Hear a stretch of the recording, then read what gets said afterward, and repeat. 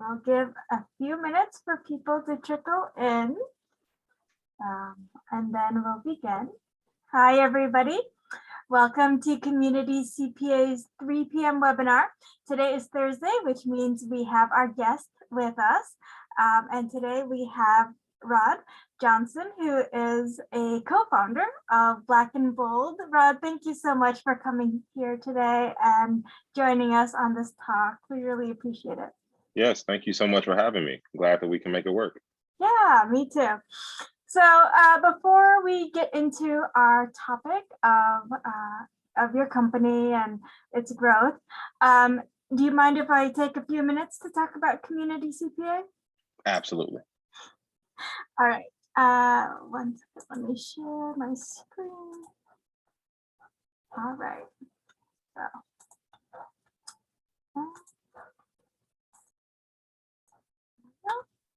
All right, so about Community CPA, we are a full service accounting firm. We do accounting services such as bank rec and payroll services. We do advisory and legal and business consultation sort of services, audit, payroll, taxes, that sort of thing. So you can find more information about Community CPA on our website, communitycpa.com. We are also on social media, so you can find us on Facebook and Twitter. Those are our most active channels. And our YouTube channel actually has all of our past recordings from our webinars. So if there's one that you missed and want to go back to, it is youtube.com/c/communitycpa. Our firm is very diverse. Collectively, we speak 9 different languages among us to better serve our community and our clients. We love to share knowledge. That's part of the spirit of the firm. So we know that if you do well, we will as well.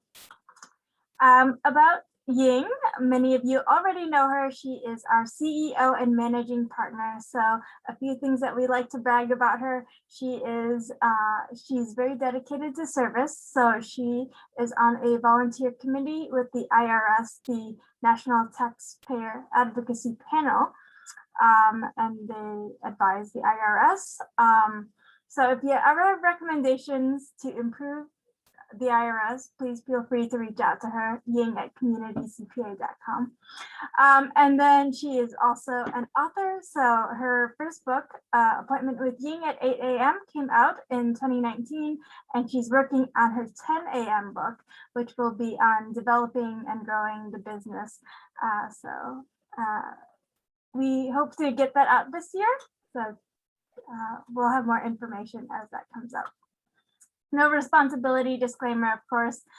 We just want to make sure that you take responsibility for what you hear today and how it applies to your business. Okay, so Rod, you and your business partner, Pernell, are the founders of the first Black-owned, nationally distributed coffee brand. You launched in 2018, is that correct? Yes. And then you're also passionate about giving back and serving youth in the community. So thank you again for joining us today. So could you tell us a bit about the company, how BLK Bold got started, and the backgrounds, the different things that you and Pernell bring to it? Sure. Well, first and foremost, thank you for having me. I really do appreciate the opportunity to talk a little bit about myself, my business partner, as well as BLK Bold, our baby. So as you mentioned, we started this company back in June of 2018. In fact, we'll be celebrating 3 years in about 6 weeks or so. And time has really flown by. But let me give you a little bit of backstory to kind of give you some context into how we got here today. So it's really the brainchild of my childhood best friend and I, as we were, asking ourselves, what do we want to do beyond our corporate careers? We had spent, 10 plus years building businesses and impacting the bottom lines of these different organizations, but really didn't feel any sense of connectivity to the end result of those respective industries. Purnell worked in retail merchandising and business development, while I worked as a professional fundraiser for academic and healthcare institutions across America. So if you kind of peel back the layers of Black and Bold, you'll see those two skill sets on full display. So again, as we were asking ourselves, what do we want to do, something that will resonate with us on a more personal level, what we found is that whether we took a look inward at our own habits and recognized that coffee and tea were on the forefront. We were ultimately road warriors in our professional careers and spent a lot of time in coffee shops, kind of fell in love with the coffee shop culture, but recognized that there was a gap in accessibility. If you didn't live in close proximity to a coffee shop, then you were relegated to what you will find in your local grocery stores, which oftentimes isn't specialty coffee. So we got the bold idea to see what it would be like to kind of jump on the other side of the counter, and took this affinity for these products that we were drinking every day and ultimately built a business around it. It was imperative with that, not just about selling a widget, but that again, we had our morals, embedded in the core of what we do, hence the social impact model of us giving back a portion of our proceeds to youth in need in America. Awesome. So where are your products located? Yeah, can find our products in a few different places. Our online store, which was our initial go-to-market strategy, which is blackandbold.com, BLKandbold.com. And then also you can find them on shelves at stores like Target, Hy-Vee grocery stores, Whole Foods, and also on Amazon. Wonderful. So I know that even if you have a great product, you still have to navigate that big corporate space, especially if you're a distributor. So can you give some tips on what you've learned along the way in working with those big businesses? Sure. I would say the biggest tip that I can offer and the biggest lesson that we learned very early on was to know when you're ready and not to put yourself out there beforehand. So prior to launching nationally in Target, we had completed maybe 15 or 20 trade shows, summits, where we were able to garner feedback from customers and share a little bit about our brand and our story. That ultimately led us to getting invited to Target's Black-owned business fair, where we were introduced to the category buyer. Fortunate for us, we made a good impression, so much so that he offered us a spot on the shelves. What many people don't know is that we initially declined that offer. And it wasn't due to unfavorable terms. It really was because we weren't ready.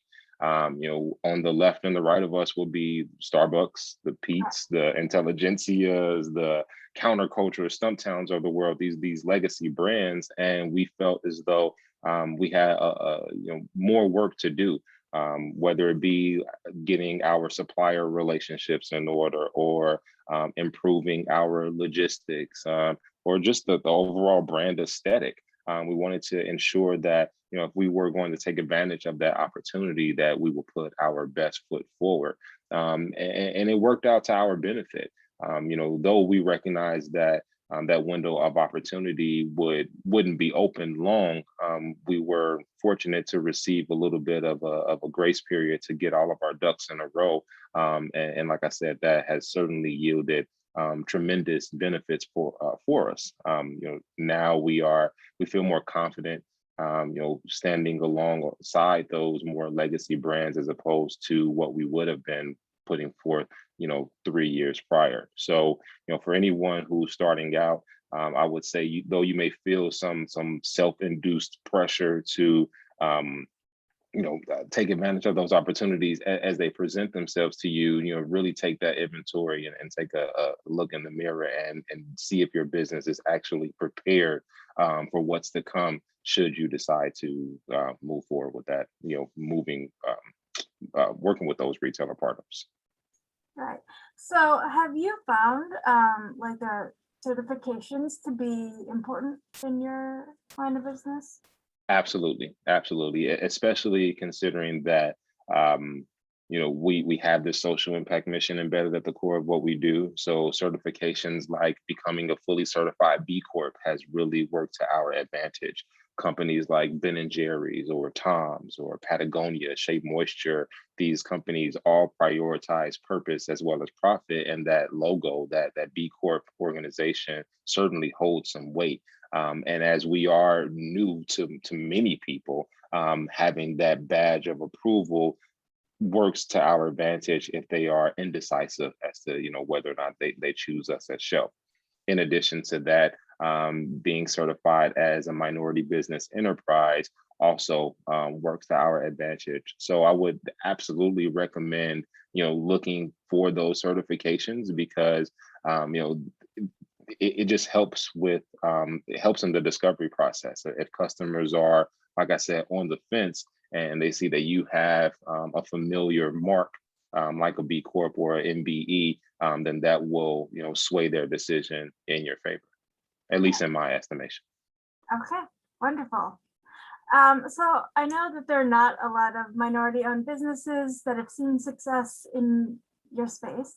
Can you talk a bit about the struggles as it pertains to what minority-owned businesses and what they should be aware of in that process? Yeah. So in your initial introduction, you mentioned that we are the first nationally distributed Black-owned coffee company. And while that's something to be celebrated, it does make us wonder, why are we the first? Why is there such a discrepancy, such a void in representation? For a few reasons. One, the birthplace of coffee is in Africa. It was first discovered in Ethiopia. Last year, as the pendulum swung to supporting Black-owned businesses, I found, or rather, it was brought to my attention that there are hundreds of Black-owned coffee brands in America and worldwide, for that matter. So, it is just a little mind-boggling that the loop hasn't been closed to ensure that there is equitable representation for these companies in our industry in particular. Some of the struggles that we have and still have to overcome is, the stigma that products produced by Black-owned businesses are subpar. There are people who get offended by the fact of us acknowledging that we are a Black-owned business.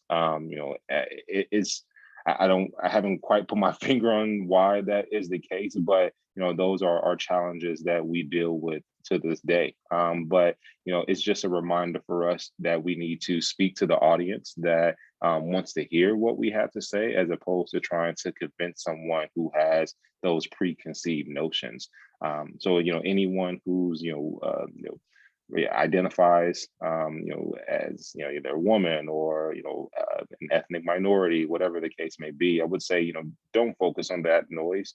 Just speak authentically to your audience, because that audience is there, and especially given today's times, you'll feel that rallying around your brand, and you'll be somewhat secluded from those distractions. Right.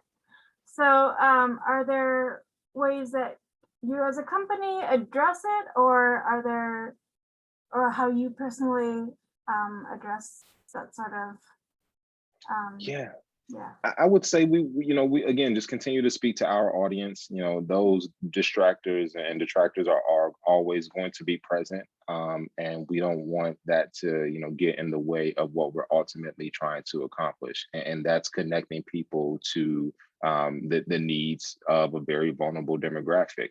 And if someone wants to deter that, then it's not, the juice isn't worth the squeeze to try to convince them. So we just continue to, like I said, have those authentic conversations and interactions with people who understand the mission and want to support those efforts.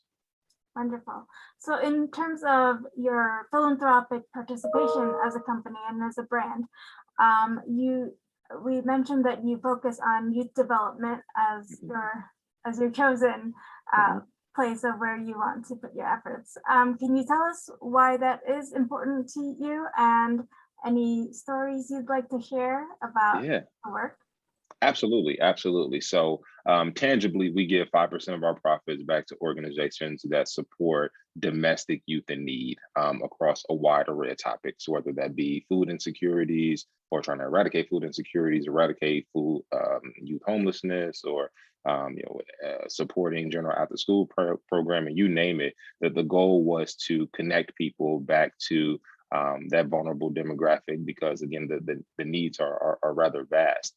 Pernell and I grew up in Gary, Indiana, and I'm not sure how much of your audience is familiar with that region, but full of potential, but ill-resourced, right? I think about some of my peers growing up and the challenges and the struggles that they deal with and were unfortunate to not be able to overcome, and that's always been in the back of my mind. And as we built this business, we wanted to ensure that we made it easier for people to reinvest into their communities.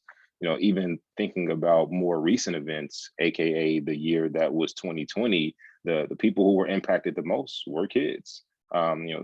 Kids were unable to go to school, where many of them rely on that free lunch to eat for the day. They were unable to socialize. I mean, it was it was a tremendous and profound impact on them. And more companies and more organizations, in my opinion, should look to resource them so that our future is in a better hand, in better hands by way of that reinvestment. Some wins that we are very proud about is by way of our contribution. We were fortunate to support 15 nonprofit organizations across America as they provided goods and services to thousands of kids.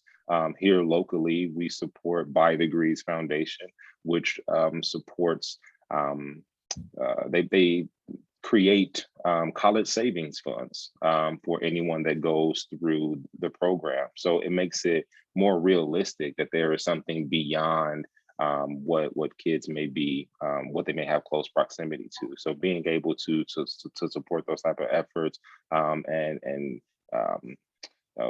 invest into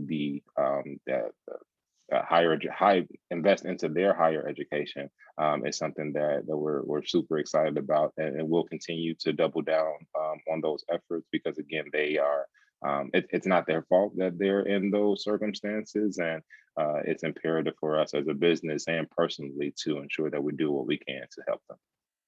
Yeah, I mean, I'm sure it's exciting as you grow as a company to be able to contribute Absolutely. to more of these. So as you're thinking about challenges of growth as you scale up, what are some challenges that have come with opportunities? You mentioned a bit about readiness, right, of getting into certain markets. Are there any other ways that you've dealt with these challenges that you've had? Sure. We've been in chase mode for about 2 years, trying to meet the moment essentially. As demand grows for our brand and our product, we want to ensure that operationally, logistically, everything under the sun is in a position to not miss the moment. We had some very humble beginnings starting in Purnell's garage. And as we welcome more customers into our ecosystem, we looked around and said, okay, well, we won't be able to do this in that garage. And so we made those necessary capital investments into getting a location that allows us to house more commercial equipment, bring on more personnel, develop deeper relationships with our suppliers, et cetera, so that we ultimately can, as I mentioned, meet the moment that currently exists. There's a second part to your question, Catherine. Maybe you mind repeating that? I just wanted to know what some of those challenges were and how you worked on addressing those challenges. Yeah, one challenge that we experienced in particular last year was, due to the lack of banking relationships, we were overlooked for that first wave of PPP loans. Yes. And that had a profound impact on us as we thought that we were going to have to close the doors on Black and Bold. We didn't have the the capital to last beyond 60 days. So we had to get very creative in how we were using our resources. And fortunate for us, we were ultimately granted a loan the second time around. But that stress that came initially without, with us being overlooked was something that, it again was super challenging. Trying to think of some other things that were unique. Well, again, just personnel. We had to lay off people as a result of that time. We went from maybe 12 employees at that time to like 3 employees. Wow. And it was, again, very stressful time here in Des Moines, Iowa, but it ultimately worked itself out. Again, as I mentioned, the national focus shifted to supporting small businesses and Black-owned businesses. And yeah, it was a roller coaster ride, but that's why I'm an entrepreneur. I can appreciate the volatility. Nevertheless, it definitely was challenging in the moment. As a supplier that works with retailers, what was the impact of COVID on that piece in terms of, is it Yeah. that they were not buying as much? Exactly that. We had queued up a few new retailer partnerships that we were expecting to turn on like right around late February, early March. So last year in January, we launched nationally with Target. And then we also brought on a few independent Whole Foods market stores.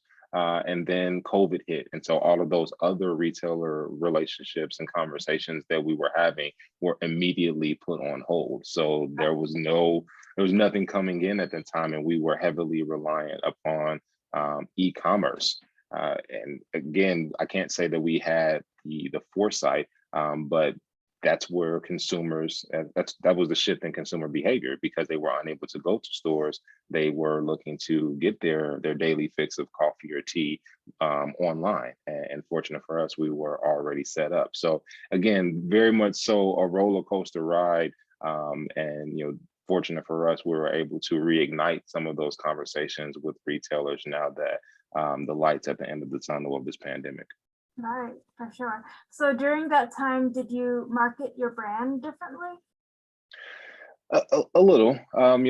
We were, we tried some bundling. We tried different messaging and paid ad via or paid social media ad strategies and things of that nature. Nothing that was that I can definitively say worked better than the other, but our back was against the wall. We looked at our reserves and we said, all right, we got about 60 days left. If we're going to go out, we're going to go out swinging. So any idea that you have, let's try it. No idea is a bad idea, especially now, because the state of our company ultimately depends on it.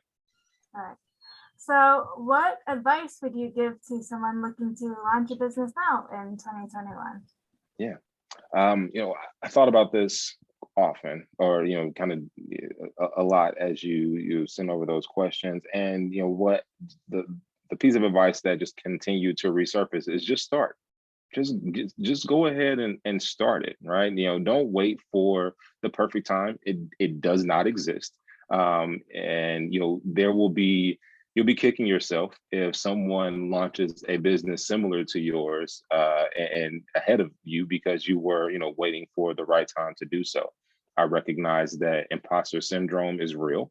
And I still battle with that. My formal title with Black and Bold is Chief Marketing Officer. But as I mentioned before, I don't have a marketing background. I worked in nonprofit for the last decade plus.